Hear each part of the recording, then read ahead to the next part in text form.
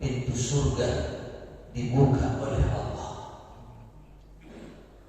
Bisa jadi ada pemahaman ulama kita yang mengatakan memang pintu surga sekarang sedang dibuka.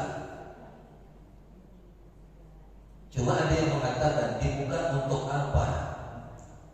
Karena memang belum boleh memasukinya. Karena apalagi kita yang masih hidup ini tentu tidak mungkin memasukinya meskipun dibuka oleh Allah.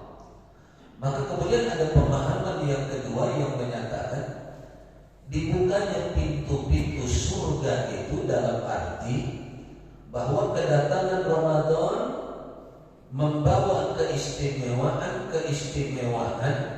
yang kalau keistimewaan itu dilakukan, dikerjakan, maka itu artinya membuka peluang bagi yang bersangkutan, membuka peluang bagi orang-orang yang beriman bahwa dia akan tercatat nantinya menjadi ahli surga yang akan kelak masuk ke dalam surga Allah Subhanahu wa taala.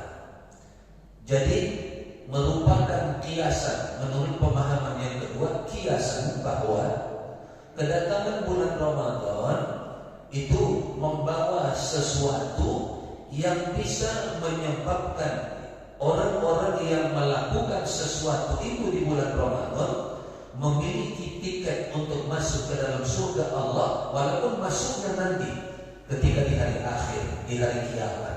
Tapi sekarang tiketnya itu dicari, tiketnya itu diambil, tiketnya itu dikejar sekarang.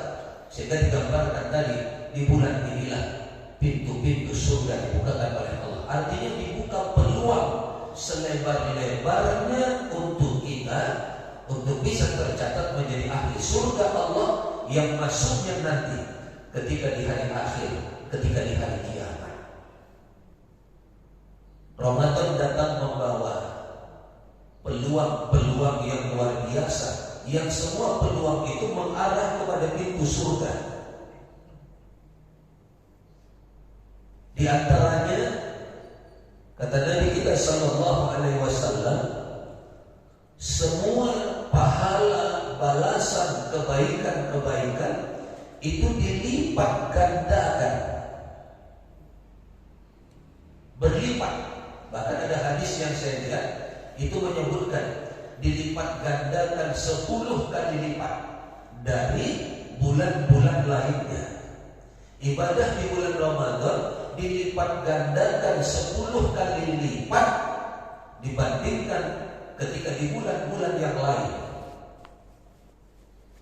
Bahkan kalau salah satu malam di bulan Ramadan itu didapatkan oleh seseorang, maka kelipatannya menjadi berlipat 1000 bulan. Alfi syahr, 1000 bulan itu lebih kurang 83 tahun 4 bulan berlipat. Bacaan Al-Quran berlipat. Kalau di luar Ramadan membaca Quran dalam keadaan tidak berwudu, pahalanya 1 kebaikan. Kalau dalam keadaan berwudu, maka 10 kali kebaikan di luar Ramadan. Di dalam bulan Ramadan dilipat gandakan lagi 10. Siapa yang baca Quran dalam bulan Ramadan tanpa berwudu, maka per hurufnya itu dibalas bernilai 1 kebaikan. Kalau dia membacanya di bulan Ramadan dalam keadaan berwudu, maka pahalanya 100 pahala kebaikan. Peluang masuk ke surga tadi jadi lebih besar. Itu makna pintu-pintu surga itu dibuka oleh Allah di bulan Ramadan. Artinya peluang masuk ke dalam surga dengan dibuka pintunya itu ada di bulan Ramadan. Maka itu makanya dalam doa ketika kita berbuka itu ada kalimat wabika amantu. Allahumma laka sumtu, ya Allah, untukmu puasa hamba hari ini. Waktu berbuka, ya Allah, untukmu puasa hamba ini. Wabika amantu, dan denganmu hamba beriman. hamba beriman kepadamu. Apa hubungan kalimat itu? Ini tadi kita yakin ibadah puasa itu akan berbalas berlipat ganda. Kita yakin baca Al-Quran kita akan berbalas berlipat ganda. Kita beriman itu kepada Allah. Karena apa? Nabi kita Sallallahu Alaihi Wasallam yang mengajarkan itu kepada kita. Motivasi ibadah di bulan Ramadan jauh lebih tinggi. Sehingga itu tadi, tentunya dengan ibadah-ibadah yang dilakukan dengan balasan yang berlipat ganda itu, tidak mungkin dia akan dimasukkan ke dalam neraka. Mustahil. Tapi dia akan menjadi ahli surga. Itulah makna dari bulan Ramadan ini datang, pintu-pintu surga dibuka oleh Allah. Bersedekah. Di dalam Al-Quran itu disebutkan dalam surah Al-Baqarah, Matalul ladzina yunfiquna amwalahum fi sabilillah.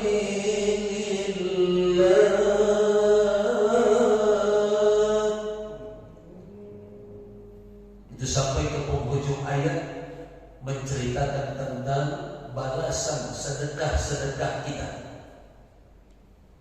700 kali lipat.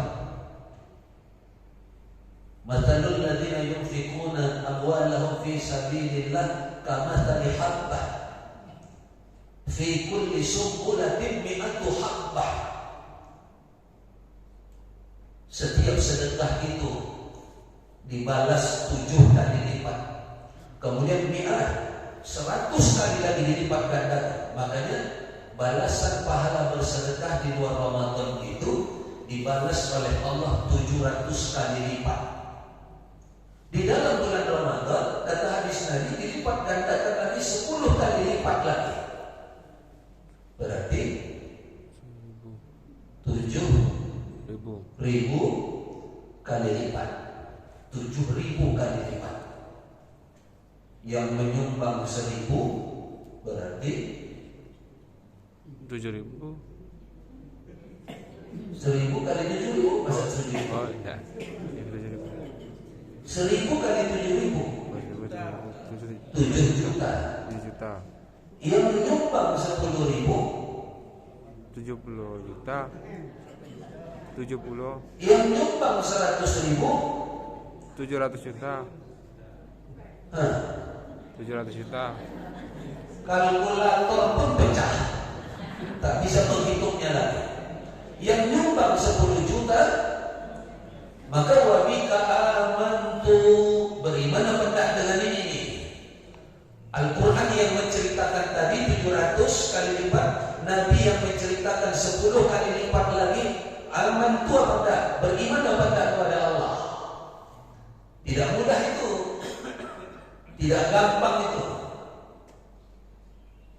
Ketika saya katakan ada jamaah yang nyumbang jereng 10 juta hektar sama istri saya, dia bilang, ya Allah, kita bisa 100.000 aja berat katanya.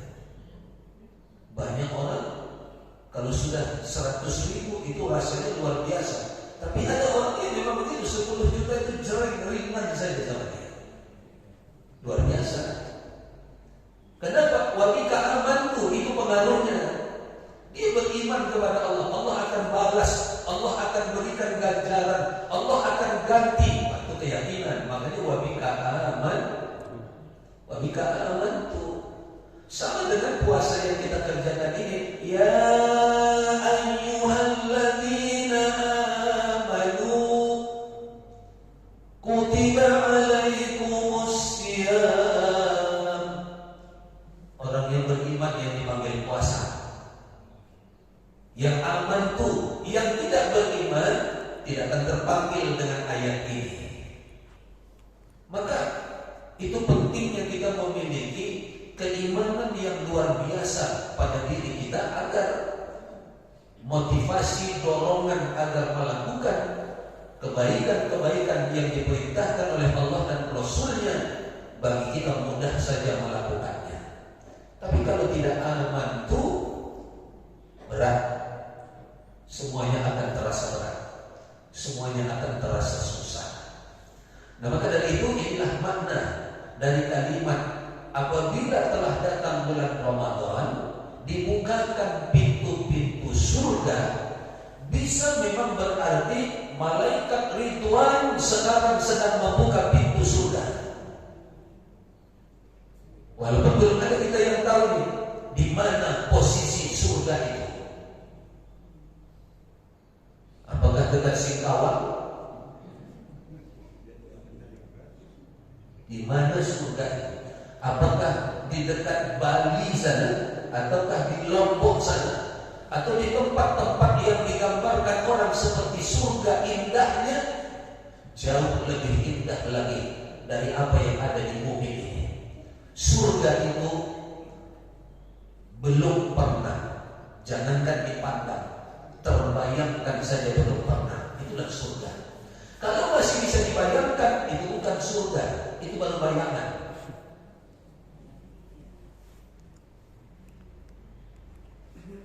Belum pernah dipandang oleh mata biasa, kecuali baginda Rasul Sallallahu Alaihi Wasallam dalam peristiwa Isra Mi'raj.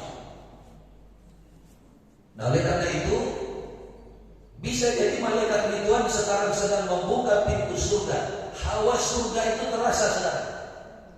Hawa surga itu terasa bertingkat, bertambah orang yang melakukan kebaikan-kebaikan, yang itu artinya tadi membuka peluang bagi mereka nanti berbondong-bondong untuk masuk nanti ke dalam surga Allah. Wasiqal ladzina amanu ilal jannati zumara. Orang-orang beriman itu nanti akan dikirim berbondong-bondongan masuk ke dalam jannah, ke dalam surga Allah. Jadi masuk surga itu nanti bukan sendiri, berbondong-bondong, ya, bergerombol, bukan satu-satu, tapi ramai-ramai.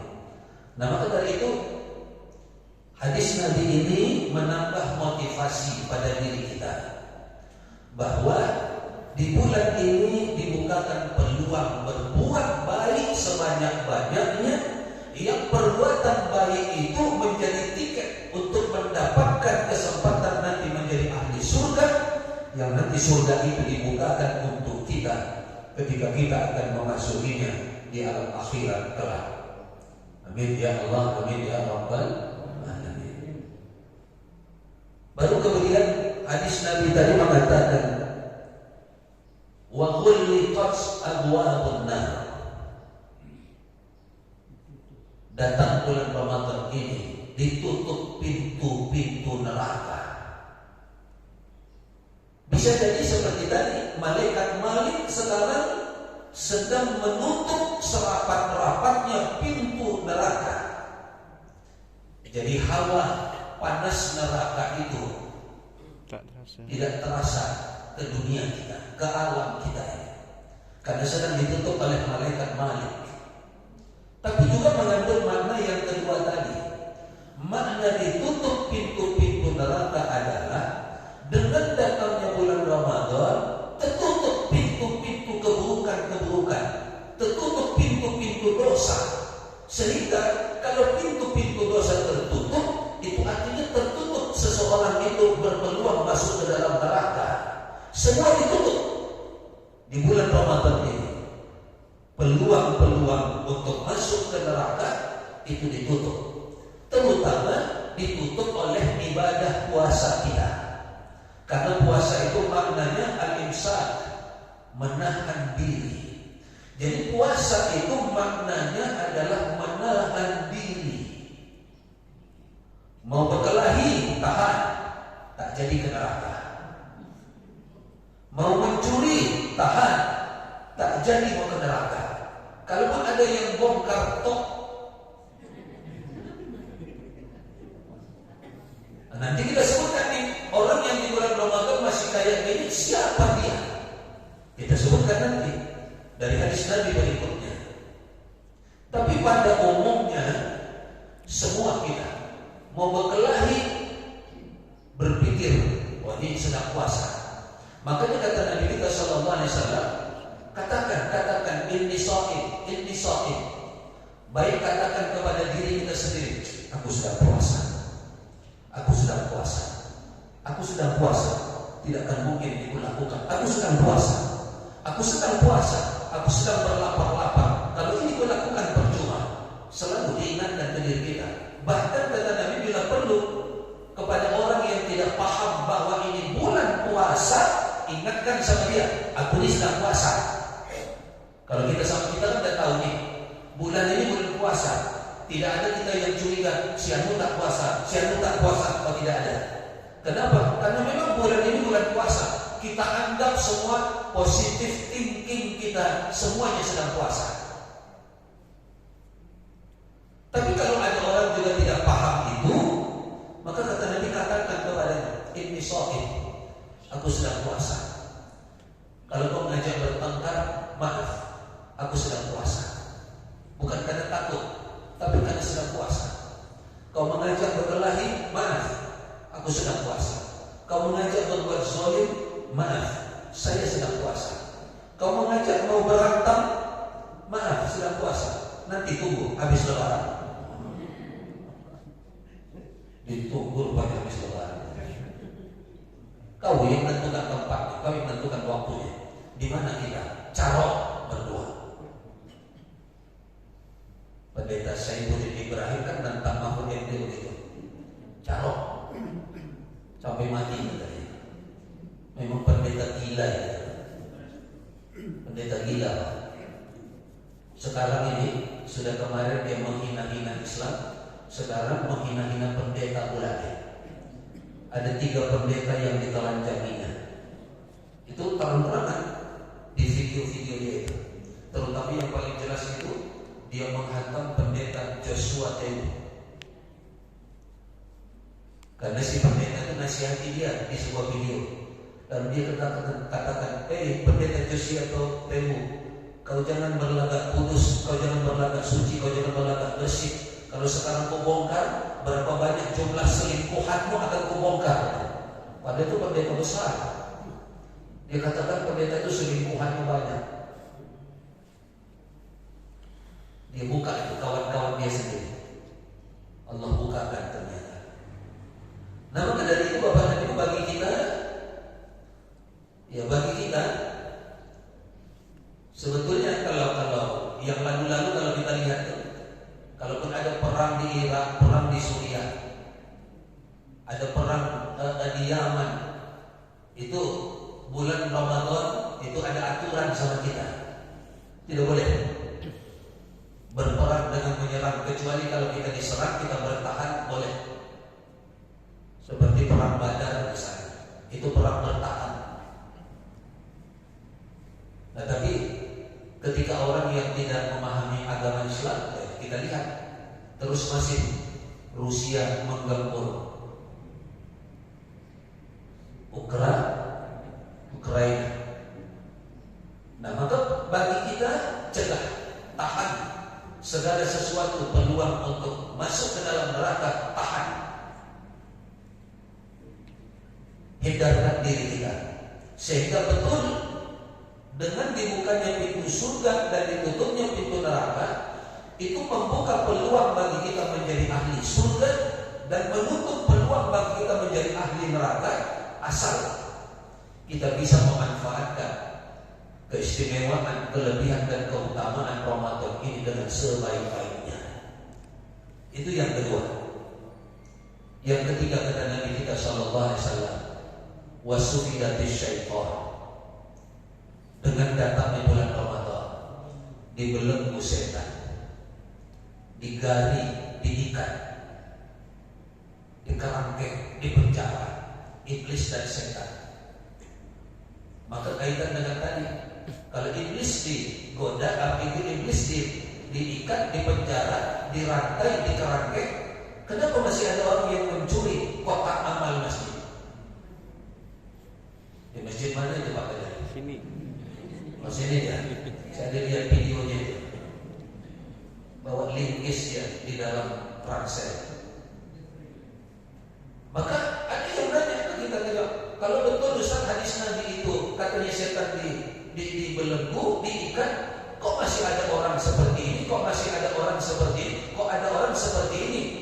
Maka kita katakan pemahamannya adalah di diri kita ini selain memang ada pengaruh eksternal dari luar kita sendiri, yaitu gangguan iblis, gangguan setan, gangguan jin, ajakan-ajakan manusia, tapi dari dalam diri kita ini sendiri ada. Makanya di bulan Ramadan ini, kenapa setan dibelenggu? Allah ingin menguji kita, apakah kita mampu berperang melawan diri kita sendiri? Mampukah kita memerangi hawa nafsu kita? Yang kekuatan hawa nafsu itu bisa mengalahkan kekuatan setan itu sendiri. Jadi kalau setannya tidak ada, tapi hawa nafsunya masih begitu kuat, maka ada orang yang bisa menjadi setan bagi dirinya sendiri. Bahkan kalau hawa nafsunya sedang bergejolak, setan pun tidak bisa mencegahnya. Kalau ada setan mencoba mencegah, misalnya, jangan nyuri, kata setan, kau melarang-larang, dimarahin setan itu. Kenapa? Karena dorongan nafsunya itu luar biasa. Itulah di bulan Ramadan ini hakikatnya beribadah, terutama puasa di bulan Ramadan, bukan kita berperang melawan setan iblis lagi, tapi kita berperang melawan diri kita sendiri. Kita berperang melawan hawa nafsu kita sendiri. Kayak itu, tak disuruh iblis, tidak disuruh setan dia membongkar kotak amal masjid, tapi hawa nafsunya sendiri berbuat itu. Makanya akhirnya iblis dan setan pun berlepas diri dari orang yang hawa nafsunya lebih kuat dari pengaruh iblis dan setan itu sendiri. Ini juga pelajaran. Jangan suka mengkambing hitamkan setan. Sekarang kan banyak orang mengkambing hitamkan setan, ketangkap membunuh orang, lalu dalam konferensi pers di kepolisian dia ditanya oleh wartawan, kenapa sampai tega bang membunuh yang seperti ini? Kata dia, mohon maaf, saya khilaf, saya kesetanan. Kata dia, kan masih kami hitamkan setan, saya kesetanan. Nah kalau di bulan Ramadan ditanya, bang, kan setan tidak ada, kenapa abang tega mengambil kotak amal masjid? Maaf, saya khilaf, saya kenafsuan, kata dia. Memang karena setan tidak ada tadi. Jadi ada kita manusia ini yang bisa menjadi setan bagi diri kita sendiri. Nah makanya hikmah bulan Ramadan ini datang kepada kita. Kita siapapun kita masing-masing bisa menilai diri kita masing-masing.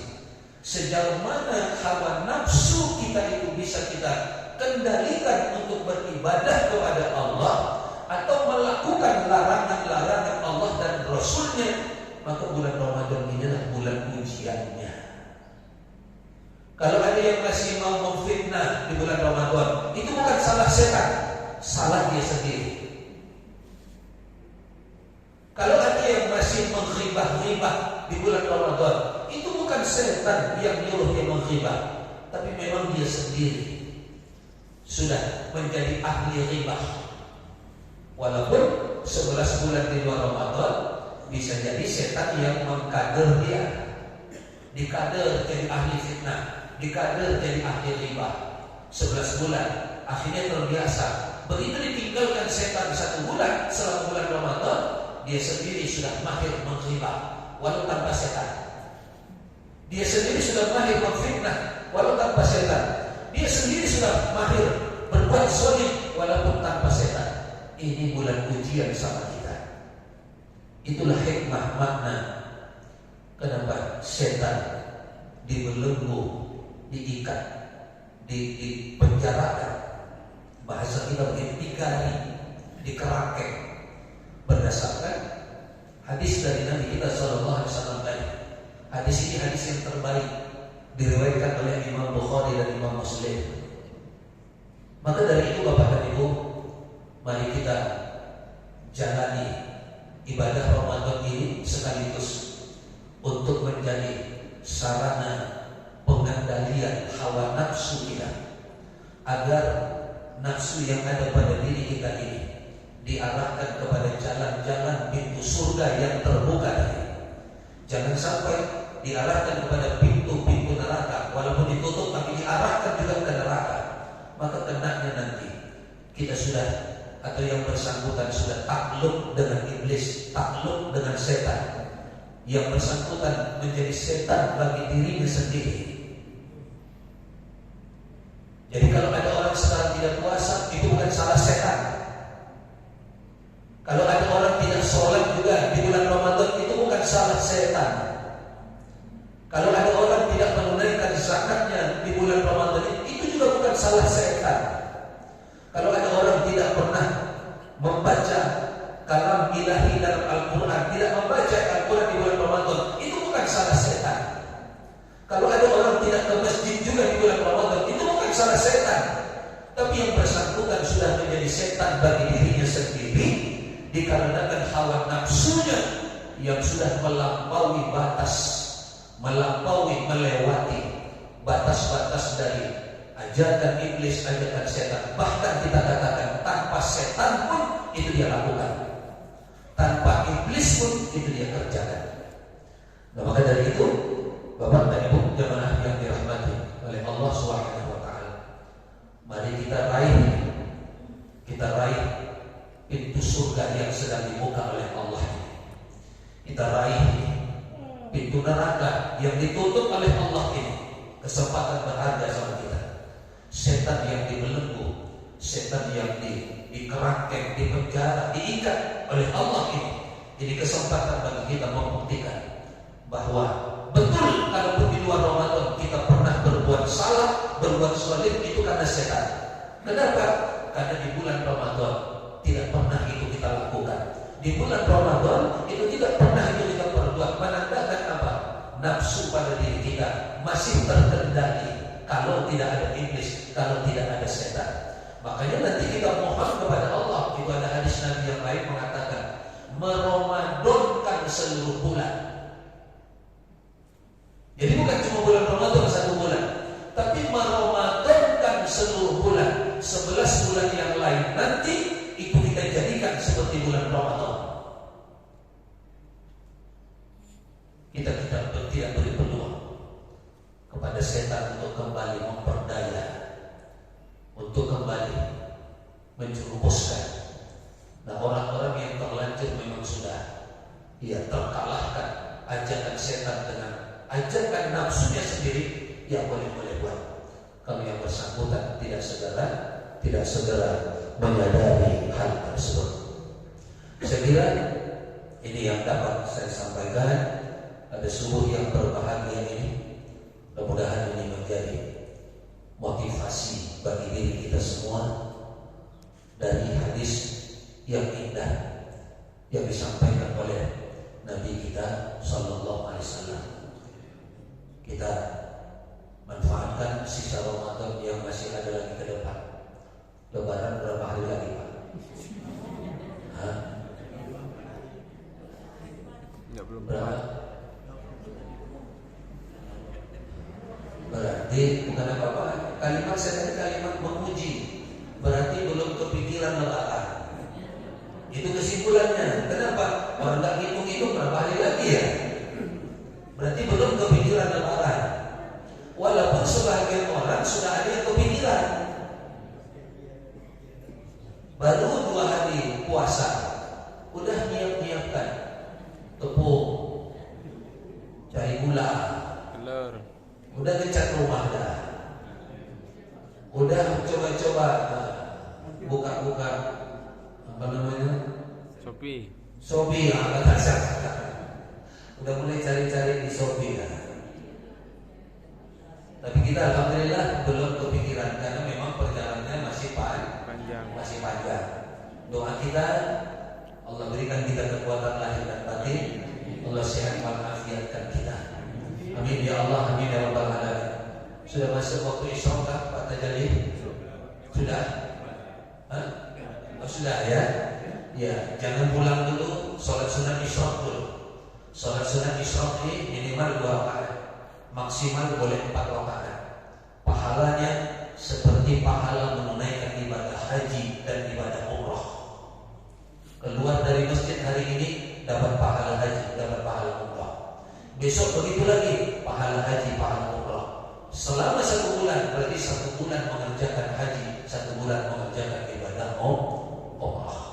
Kita bermohon kepada Allah, Allah pertemukan kita kembali dalam keadaan sehat walafiat pada kuliah subuh Ramadan kita yang akan datang. Amin ya Allah, amin ya Rabbal Alamin. Sebelum ditutup, terima kasih saya sampaikan